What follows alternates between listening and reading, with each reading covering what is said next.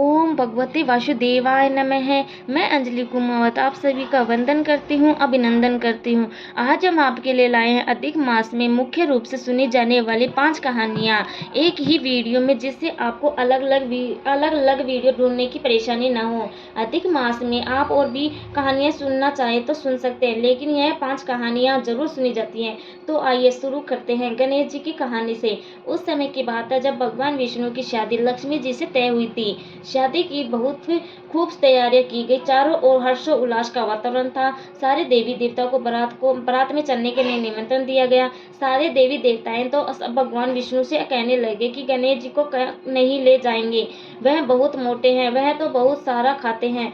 धूल दुलिया, सूंड सुंडालिया, उखल से पांव, उछाले से कान, मोटा मस्तक वाले हैं। उनको साथ ले जाकर क्या करेंगे, यहीं रखवाली के लिए छोड़ जाते हैं। और विनायक जी को छोड़कर वे सार्व बारात में चले गए। इधर नारद जी ने गणेश जी को भड़का दिया और कहा कि आज तो महाराज ने आपका बहुत बड़ा अपमान किया है, आपसे बारात बुरी लगती, इसीलिए आपको साथ नहीं ले गए और छोड़कर चले गए। गणेश जी को क्रोध आ गया। उन्होंने चूहों को आज्ञा दी कि सारी जमीन को खोखली कर दे। जमीन थोती हो गई, जिससे भगवान के रथ के पहिए घस गए। बहुत कोशिश करके सबसे परेशान हो गए, किसी भी तरह से पहिए नहीं निकले तो खाती को बुलाया। खाती आया, सारा दृश्य देखा और पहिए को हाथ लगाकर बोला, जय गजानन जी, और इतने में तुरंत रथ निकल गया। सब देवता देखते रह गए। उस सबको बड़ा आश्चर्य। उन्होंने पूछा कि तुमने गजानन जी को क्यों याद किया। खाती बोला, गणेश जी को सुमेरे बिना तो कोई भी काम सिद्ध नहीं होता है। जो भी सच्चे मन से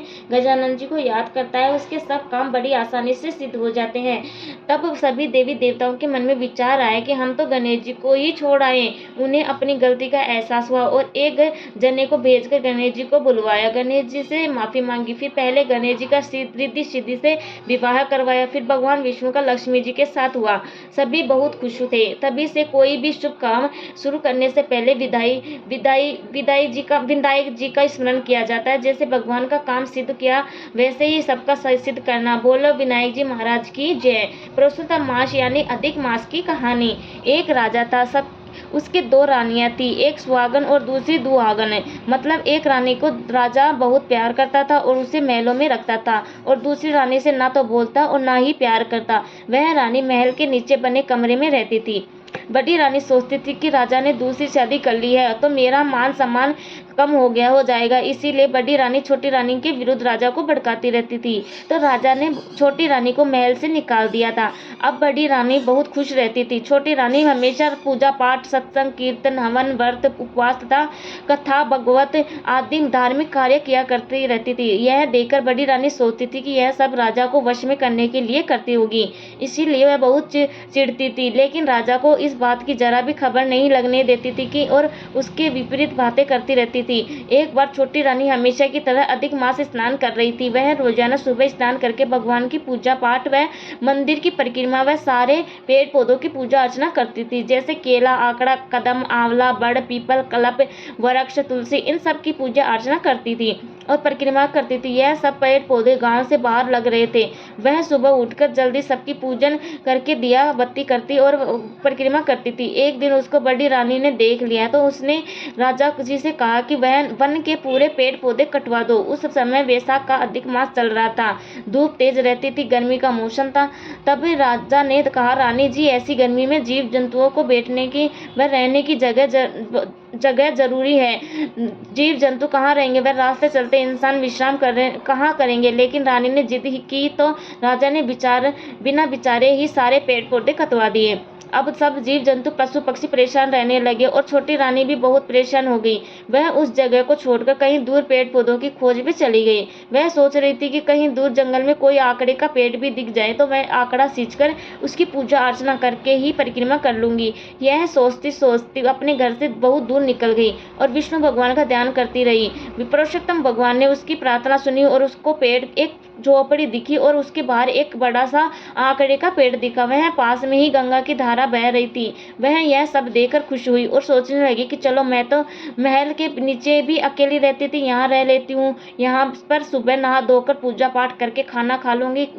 उसने गंगा की धारा में सुबह स्नान किया और 13 पुए बनाकर आंकड़े को चढ़ाया। वह पूजा अर्चना करी, परिक्रमा करी। वह खुश हुई कि परशुराम भगवान ने अच्छा पेड़ दिखा दिया। वह वहीं रहने लगी। कुछ दिनों बाद राजा जी शिकार खेलने के लिए गए। एक नौकर को साथ ले गए थे। अब राजा की शिकार खेलते खेलते बहुत दूर निकल गए। धूप बहुत तेज थी। राजा जी वापस आए तो उसको कहीं भी छाया न व पानी नहीं मिला।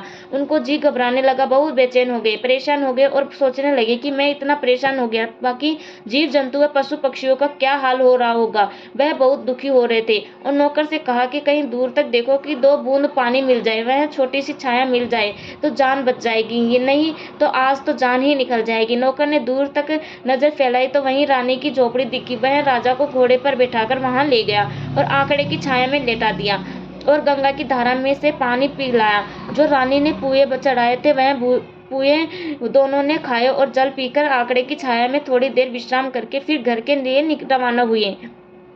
राजा जी को आश्चर्य हो रहा था कि इतनी दूर भयानक जंगल में कितने यह पेड़ लगाया और कौन इसकी पूजा करता है। इतने बड़े जंगल में कहीं भी कोई एक भी पेड़ पौधा नजर नहीं आ रहा है। यह तो भगवान का ही चमत्कार है। यह सोचते सोचते राजा घर आ गए और रात को जब सोने गए तो राजा ने यह सारी बात रानी को बताई और कहा कि तुम्हारे कहने से मैंने सारे पेड़ पौधे कटवा दिए, आज तो हमारी जान ही निकल जाती, कहीं भी हमें एक भी पेड़ पौधा विश्राम के लिए नहीं मिला। यह तो कोई भगवान का ही चमत्कार था जो हमें एक आंकड़े का पेड़ मिला और वहां पर गंगा की धारा मिली, नहीं तो आज हम जीवित रहकर नहीं पाते। राजा ने रानी से पूछा कि तुमने हमारे लिए कोई पूजा पाठ या व्रत उपवास किया था क्या, जिससे हमारी आज जान बच गई। रानी ने कहा कि हमने तो आज तक ऐसा कुछ नहीं किया। राजा मन ही मन सोचने लगे, कहीं छोटी रानी ने हमारे लिए कुछ व्रत उपवास किया होगा, उससे जाकर पूछते हैं। दूसरे दिन राजा छोटी रानी की झोपड़ी में गए तो वहां नहीं थी। राजा ने विचार किया कि छोटी रानी कहाँ चली गई। राजा सोच में पड़ गए और नौकरों को खोजने के लिए भेजा। नौकर ढूंढते हुए वहीं जंगल में पहुंचे। वहां छोटी रानी उसी आंकड़े की पूजा कर रही थी। नौकर ने आकर राजा को बताया तो राजा ने सारी बात सुनकर खुद रथ लेकर रानी को लेने पहुंच गए। राजा ने जाते ही रानी के पांव पकड़ लिए और कहा कि हमारी गलती को आप माफ करो और घर चलो। रानी ने राजा को उठाया और कहा कि यह आप क्या कर रहे हैं। राजा ने बताया कि हम तो आपकी वजह से ही जिंदा खड़े हैं, वरना हम तो मर ही जाते। रानी को राजा ने सारी बात बताई और पहले के अत्याचारों की माफी मांगी। राजा रानी को लेकर घर आ गए।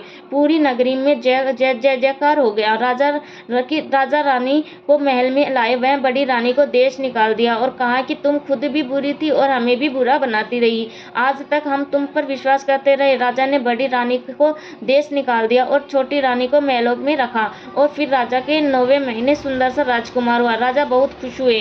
राजा रानी व देशवासी सभी खुश रहने लगे। राजा ने सब जगह पेड़ पौधे वापस लगवाए, जगह जगह धर्मशाला, कुआं, बावड़ी बनवाई, हर जगह पानी की व्यवस्था करी और फिर आने वाले अधिक मास में दोनों ने जोड़े से 1 महीने व्रत उपवास किया और पुरुषोत्तम भगवान की पूजा अर्चना करी और उद्यापन किया। ब्राह्मण भोजन करवाया, सोना चांदी वस्त्र आभूषण अन्न धन गो आदि सब दान किया। हे पुरुषोत्तम भगवान, जैसे राजा की जान बचाई, वह रानी वापस सम्मान दिया, पुत्र दिया, वैसे सबकी मनोकामना पूरी करना, कहता न सुनता न हुक्कारा भरता न अपने परिवार की रक्षा करना। तुलसी जी की कहानी। एक छोटी सी लड़की थी। वह तुलसी माता जी के पूजन करती रहती थी। उसका प्रतिदिन नियम था कि तुलसी माता का पूजन करने के बाद ही खाना खाएगी। जब वह लड़की शादी के लायक हुई तब उसके माता पिता ने शादी करवा दी। उसकी लड़की को अपने माता पिता ने दहेज में एक तुलसी का गमला दिया। ससुराल में भी वह रोजाना सुबह उठती और पूजा करती थी, उसके बाद भी खाना खाती थी। लेकिन उसकी 2 जेठानियां थी जो उनका मजाक उठाती थी और उससे कहती थी बड़ी नियम धर्म वाली बनती है। दोनों को उससे बहुत ईर्ष्या होती थी, लेकिन उस लड़की ने अपनी तुलसी माता की पूजा करना नहीं छोड़ा। ऐसे करते करते ही अधिक मास आया और उस लड़की ने अधिक मास स्नान का नियम किया और अब वह और भी ज्यादा तुलसी जी की सेवा पूजा करने लगी। उससे उस लड़की की दोनों जेठानियों को बहुत गुस्सा आता था कि काम तो करती नहीं है और हमेशा पूजा करती रहती है। वे दोनों उस लड़की से बहुत ईर्ष्या करती थी, इसीलिए उन दोनों ने एक दिन तुलसी जी का गमला छुपा दिया। वह लड़की बहुत बड़ी मुश्किल से गमला ढूंढकर लाई और अच्छे से पूजा करी, खाना खाई, लेकिन दोनों जेठानियां रोज ही ऐसा करने लगी। वह अलग अलग जगह पर गमला छुपा देती, लेकिन वह लड़की रोज गमला ढूंढकर ले आती और अच्छे से पूजा करती, फिर खाना खाती। वह रोजाना गमला ढूंढकर ले आती, तो इसीलिए जेठानिया ने एक दिन उसका गमला दूर ही फेंक दिया। उस लड़की ने गमले को बहुत ढूंढा, लेकिन गमला नहीं मिला। वह बहुत ही परेशान हो गई और उसका नियम था, इसीलिए उसने खाना भी नहीं खाया। उसकी दोनों जेठानियों ने आपस में बात करी कि बहुत ही नियम धर्म वाली बनती है, देखते हैं कब तक खाना नहीं खाती है।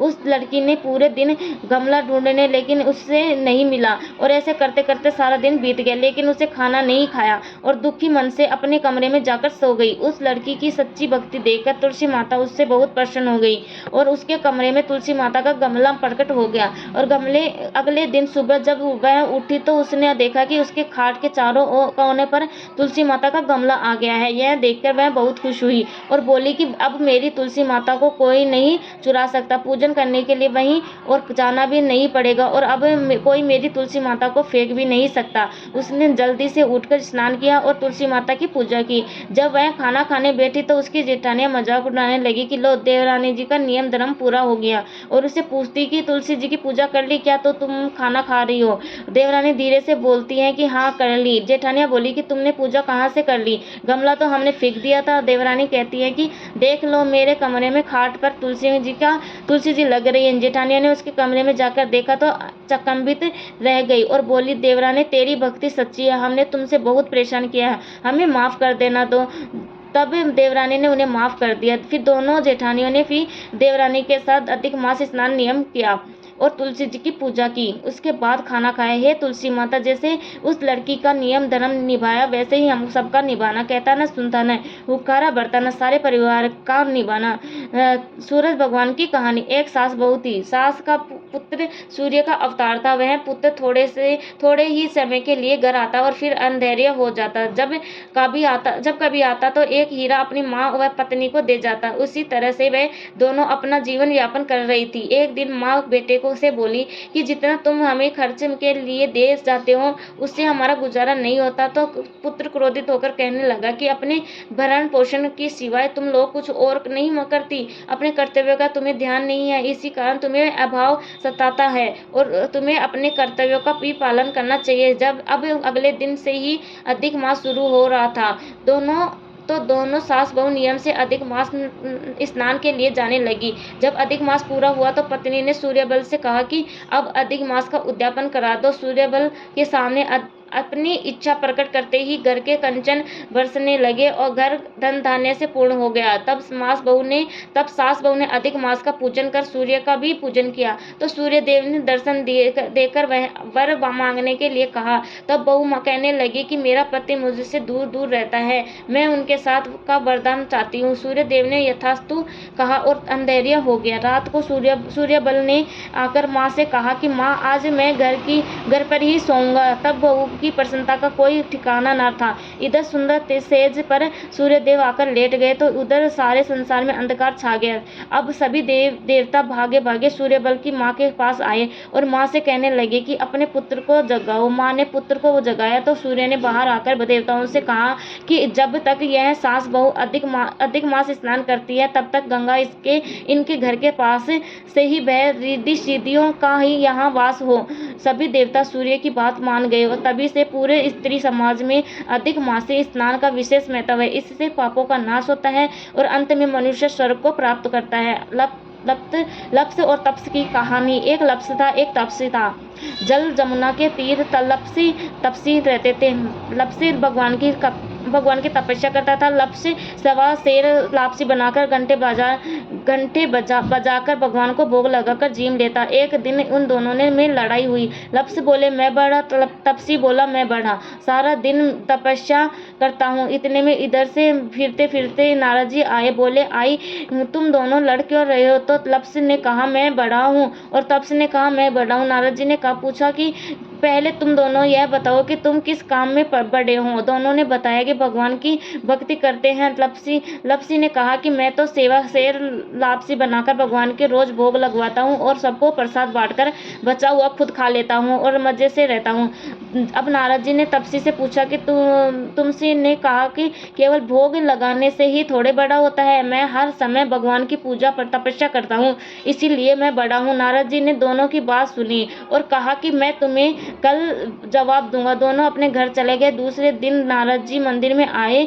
और वहां पर दोनों मौजूद थे। नारद जी ने देखा कि लपसी लापसी बनाकर लाया है और भगवान के भोग लगा रहा है और तपसी मंदिर में तपस्या कर रहा है। उनके आने के बाद नारद जी आए और चुपके से सवा गोड़ की अंगूठी नीचे डाल दी। यह दोनों ने देखी और दोनों नजरअंदाज कर दिए। लपसी तो भोग लगाकर प्रसाद बांटने लग गया और साथ में नारद जी भी बाहर आ गए। जब तपसी की नजर उस अंगूठी पर पड़ी तो उसने जल्दी से पांव के नीचे दबा लिया।